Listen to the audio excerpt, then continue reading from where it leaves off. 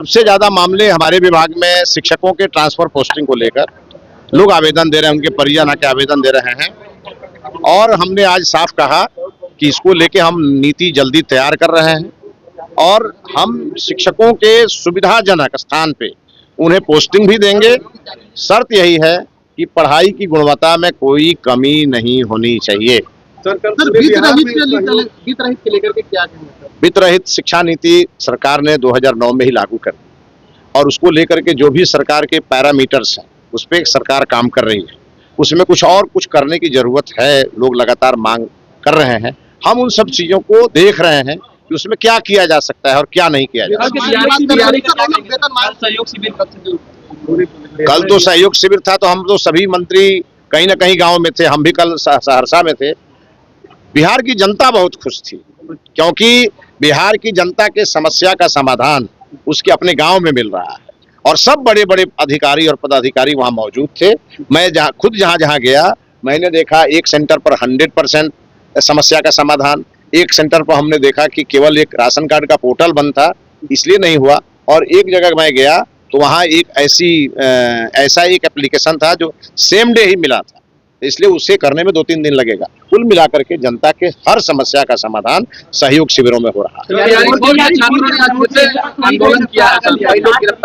TRE-4 के लिए मैं लगातार बोलता रहा हूं, हमारे अभ्यर्थी परीक्षा की तैयारी में जुट जाएं। सरकार बहुत जल्दी उसका शेड्यूल जारी करेगी। अभ्यर्थी कह रहे हैं कि नोटिस तो दे दीजिए, कब तक आएगा? हम लोग अभ्यर्थी का काम पढ़ाई करना है। अब सरकार के शिक्षा विभाग को डायरेक्शन मत दें, हमारा अपना काम है, हम कैसे करेंगे, उसमें कौन कौन से व्यवधान है उसको हम खत्म कर रहे हैं, उन्हीं लोगों के लिए खत्म कर रहे हैं। अब हम उसकी पूरी तैयारी कर रहे हैं, सरकार तैयार है, माननीय मुख्यमंत्री जी का निर्देश प्राप्त हो गया है, फिर उसके बाद आंदोलन। ये समझ में नहीं आ रहा, इसके पीछे कुछ लोग लगे। हम अब कह तो रहे हैं कि जिस दिन आपको शेड्यूल जारी होगा उस दिन सब चीज सामने आपके आपके परिवार में किसने सरकारी स्कूल में पढ़ाई की है? अब तेजस्वी जी के परिवार जैसा चोरी का लाइसेंस हमारे परिवार में नहीं है, खानदानी चोर हम लोग नहीं है। इसीलिए तेजस्वी यादव जो सुनना चाहते हैं वही हम आज उनको सुनाना चाहते हैं। खानदान पर जाएंगे तो ऐसा खानदान उनका हम दिखाएंगे उनको समझे में नहीं आएगा। हम एक सामान्य परिवार में जन्मे, हमारे पिताजी भारत सरकार के CPWD में एक सामान्य कर्मचारी थे। हमने मेहनत करके हम यहाँ पहुंचे।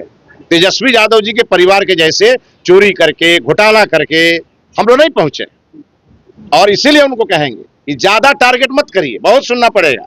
एक वीडियो को लेकर विभाग भूल गए हैं। अच्छा, आप एक बात बताइए, मैंने तो जनरल अपना जो वीडियो है जो हमारा भी स्टाफ रिकॉर्ड करता है उसको हमने जारी किया, उसमें हम शिक्षा मंत्री ही बोल रहे हैं।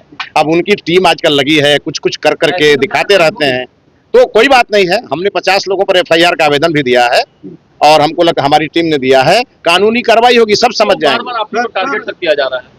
अब ये तो वही लोग बताएंगे कि हम ही को क्यों टारगेट कर रहे हैं।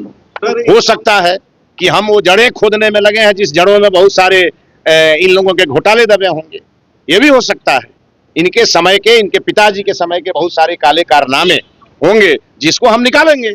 और हम चरवाहा विद्यालय वाले नहीं हैं, हम सरकारी स्कूल से पढ़ करके आज शिक्षा मंत्री बने हैं और हमारी प्रतिबद्धता है बिहार के सरकारी विद्यालयों को चमकाने की, और हम चमका कर रहे हैं। यादव कह रहे हैं कि किसी खास जाति के लोगों को टारगेट करके एनकाउंटर किया जाता है। आज भी एनकाउंटर हुआ है। अपराध के मामले में किसी भी जाति का होगा वो बख्शा नहीं जाएगा, सीधा बात।